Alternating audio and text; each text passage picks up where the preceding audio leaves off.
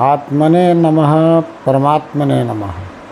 एक तू सच्चा, तेरा ध्यान सच्चा, सत्य दृष्टि, आनंदित सृष्टि। परमात्मा की आवाज़ आपको सुननी चाहिए।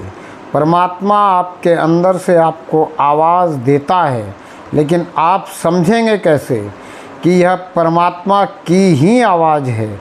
यह परमात्मा की जो आवाज़ है आपको बाहर के विषयों से दूर ले जाती है और शारीरिक सुख दुख से ऊपर उठाकर हर पल आनंद की अवस्था में लाती है। परमात्मा की आवाज़ वो आवाज़ है जो आपको बुराई की तरफ जाने से रोकती है। परमात्मा की आवाज़ यानी सद्बुद्धि। परमात्मा की आवाज़ आपको तब समझ में आएगी जब आप सही मायने में परमात्मा से जुड़े होंगे, जब आप परमात्मा से परमात्मा की असल स्वरूप की पहचान मांग रहे होंगे।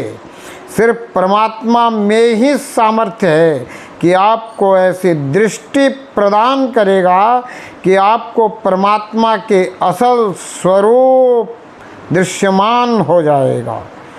आत्मने नमः, परमात्मने नमः।